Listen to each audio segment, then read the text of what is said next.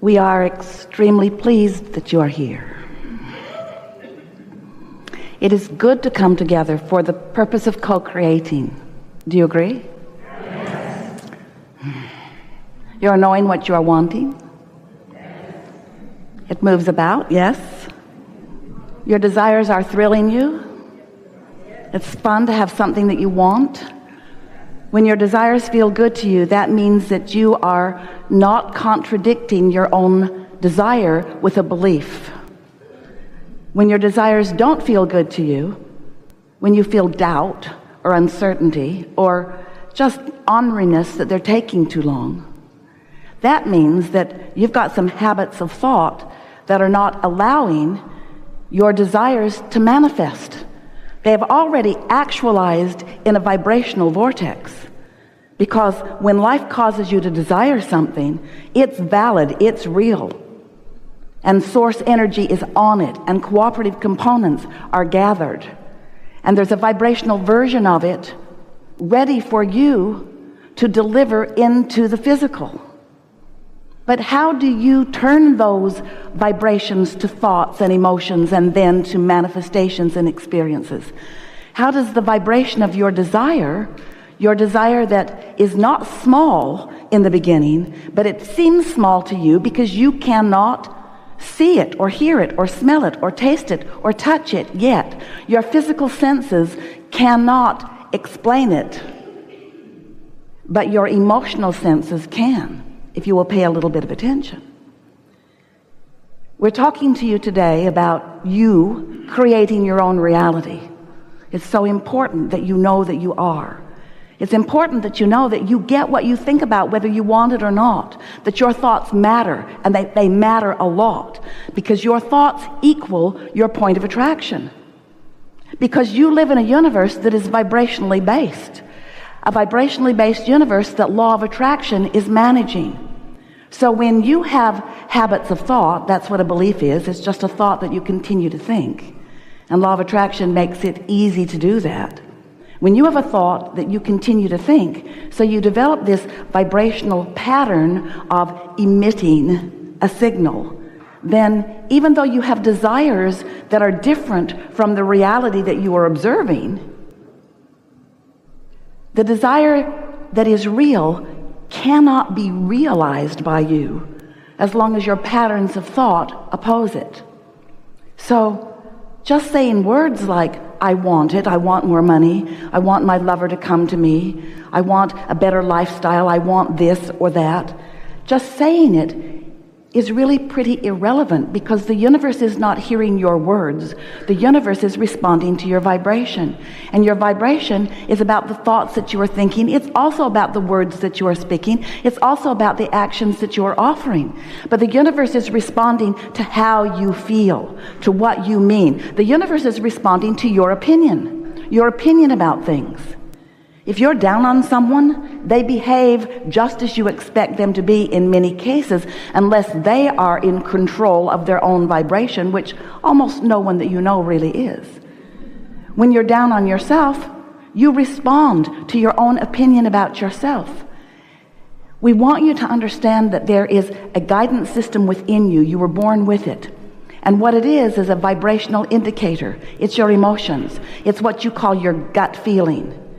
And those emotions let you know the harmony or disharmony, the alignment or discord, the allowing or resistance between what you're thinking right here, right now, about whatever it is, and what the source within you is thinking about exactly the same thing at exactly the same moment in time.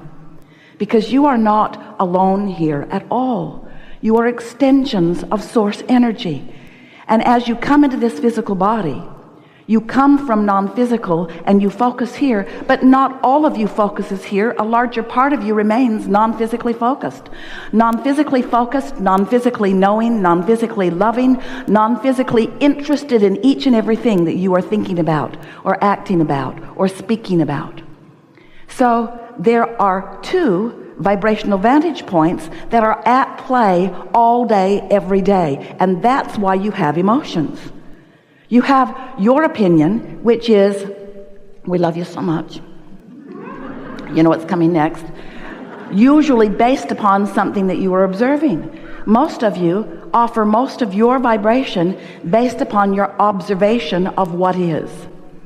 Well, that slows you way, way, way, way down, because you didn't come to regurgitate what is. You didn't come to fact check it or to fix it or to change it. You came to create. You came to take what is as the basis, the bouncing off place, if you will, into so much more, because you are an eternal being. And even better said, you are a creator. You are a creator who has the energy that creates worlds at your fingertips, flowing to you and through you. So many of the ideas and impulses that you have are coming from that non-physical vantage point. And really, what you're wanting to do is to conscientiously, deliberately tune yourself to that broader perspective as much as you can. The creative process begins with what we are calling step one, which is your coming into conscious realization of something you want. That's step one, asking. So life just causes you to ask all day, every day, doesn't it? When you don't have enough money, don't you know you want more? When you don't feel good, don't you know you want to feel better? If you're ornery, don't you want to be more clear and playful? If someone else is ornery, don't you want them to be more clear and playful? In other words, life causes you to launch these vibrational rockets of desire, and you are doing it all day, every day. So you emanate this vibration of desire, and when you emanate this vibration of desire, the source within you lines up with it. And when we say the source within you, we're talking about your inner being. Yes, sometimes you call that your soul. We're talking about what you call source, or what we call source. We're also talking about all those who have lived and know you and know of you and are interested in what you're about. We're talking about those who have been here, who have been interested in the things that you are interested in. We're talking about your parents if they have moved into non-physical. We're talking about their parents. We're talking about your friends. We're talking about the masters that you revere in all phases of life. We're talking about everyone who has ever lived is interested. Don't be humble. Please accept this. Interested in you and what you are about right here and now. But the question is, where's your vibrational frequency? What are you tuned to? Are you tuned to the desire, or are you tuned to the absence of your desire? When you say, I want more money, are you feeling the exhilaration of the freedom that that prosperity will bring to you, and the freedom to be or do or have whatever you are wanting? Or are you focused upon the not enoughness of it? You can tell by the way you feel, because every subject is two subjects, wanted and absence of it. And the way you feel is your indicator of which you are doing. And it is our promise to you that source within you is never focused upon the absence of your desire.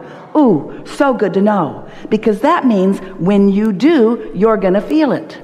You're going to feel discouraged. You're going to feel disappointment. You're going to feel blameful or critical in some way. You might feel fearful. There are all ranges of emotions, and the stronger it feels negatively, the more out of connection you are with your own desire.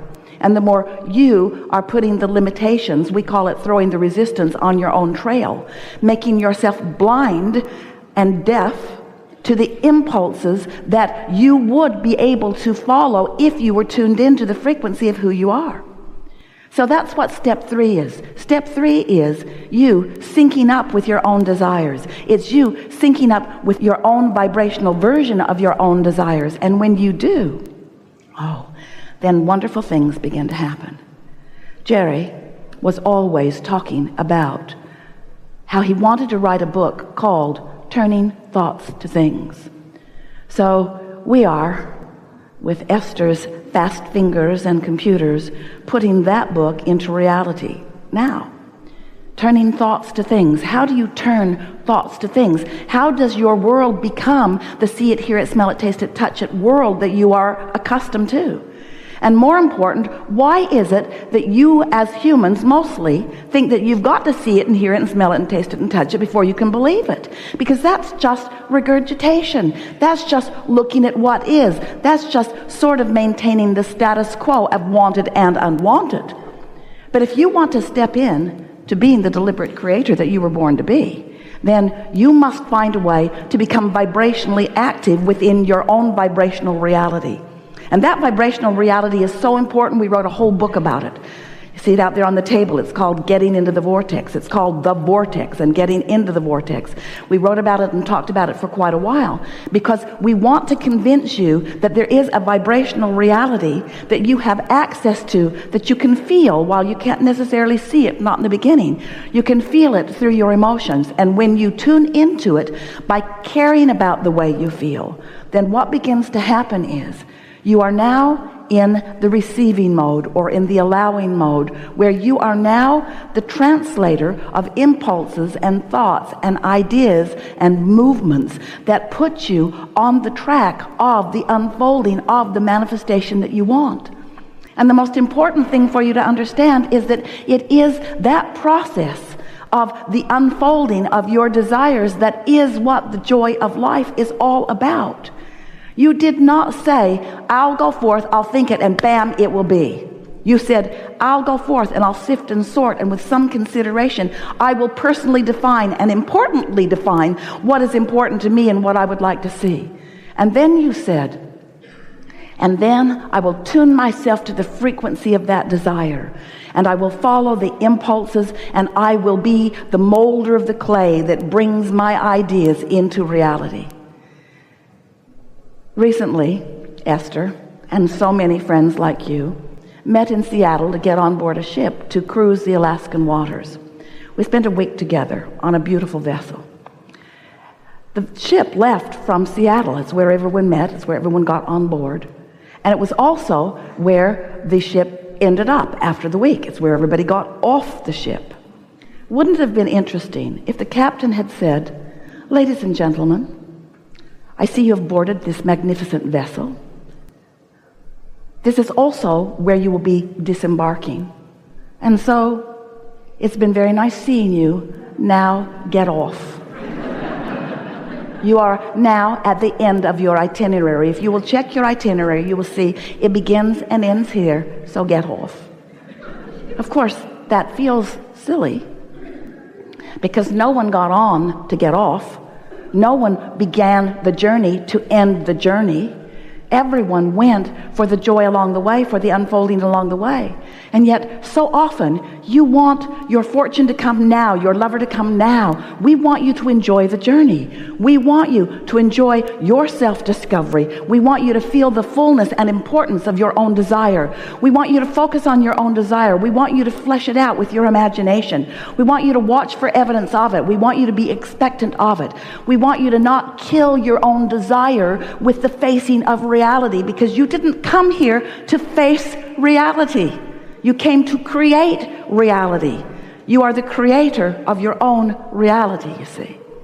And so it is so much fun to be you, to be in your physical body, sifting and sorting and gathering the data and launching the desires. And it's so much fun for us, because once you launch a desire, we give our undivided attention to it. We keep the light on it all the time. We hold the vibrational frequency of your desire from the moment that you give birth to it, and every amendment that you give to it, we add that to what we are focused upon as well.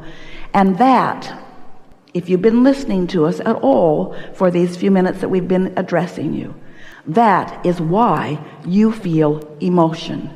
When you are in tune with your own desire, you feel elation, you feel satisfaction, you feel eagerness, you are tuned in, tapped in, turned on, you're frisky.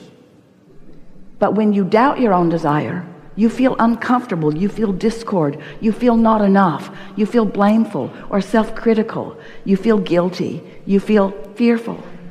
And so your emotions are your key to understanding whether you are in this moment in the state of allowing yourself to be receptive of the impulses. And how fun it is. Don't you find yourself saying, oh, I just got the best idea. You know why? You were in the receptive mode. You weren't focusing in a way that disallowed you from translating that.